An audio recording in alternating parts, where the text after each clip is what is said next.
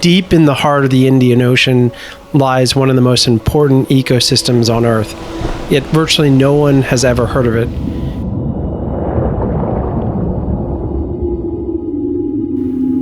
It's one of our planet's greatest weapons in the fight against climate change, and it's being systematically decimated by a multinational fleet of fishing ships and corporate interests that virtually no one tracks or polices.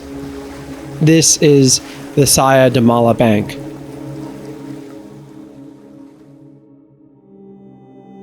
Over 500 years ago, Portuguese explorers sailing to India from the Cape of Good Hope came across an enormous submerged plateau. They named this seemingly endless sea of green Saya de Malha, Portuguese for mesh skirt, to describe the rolling waves of seagrass just below the surface. They couldn't have known it at the time, but they had just stumbled across the largest seagrass meadow on the planet. Like most seagrass environments, the Saya de Malha Bank teems with life. From the smallest of animals like angelfish and pipefish, to large predators such as barracuda and yellowfin tuna, it's home to a myriad of endangered species, including dugongs, sharks, and sea turtles, and is a breeding ground for humpbacks, sperm whales, and blue whales. The Saya de Malha Bank is so existentially crucial to the planet because it's one of the world's biggest carbon sinks. Much like forests on land, seagrass absorbs carbon dioxide from the atmosphere and stores it in its roots and soil.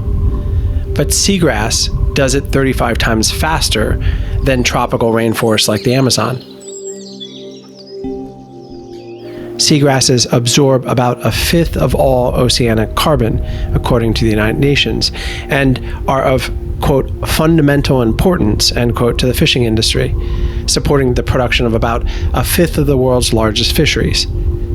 Thousands of species, many as yet unknown to science, depend on seagrasses for their survival.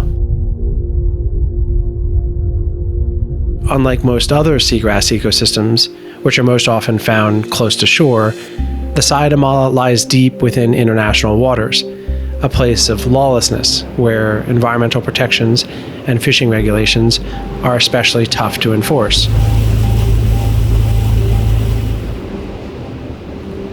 And where there is opportunity, there are those who will take advantage.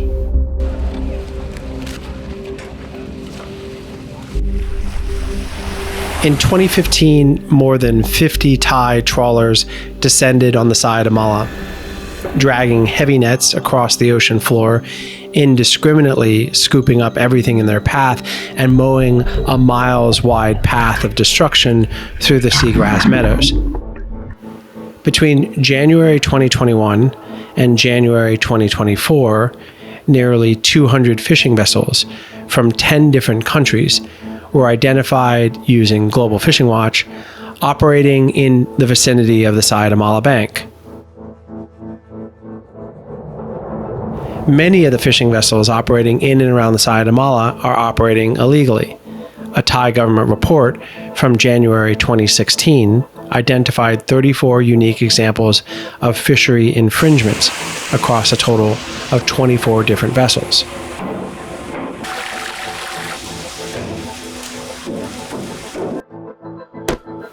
The presence of these vessels poses real risks to biodiversity in the bank through the hooking of sharks or other protected species, the smothering of seagrass, the trapping of animals with abandoned fishing gear, and collisions with whales and dolphins.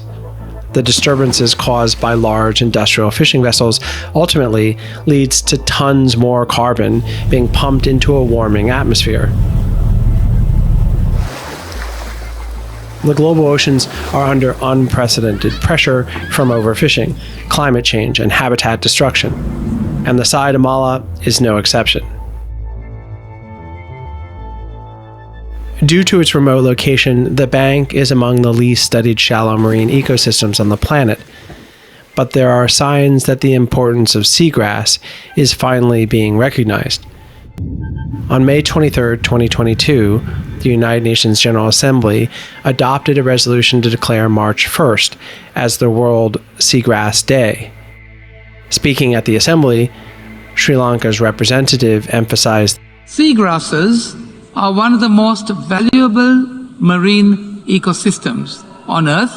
He wasn't wrong.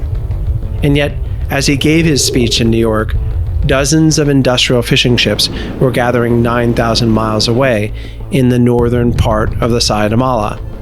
They were there to fill their nets, and in the process, they were ruining one of our planet's best hopes to stop climate change.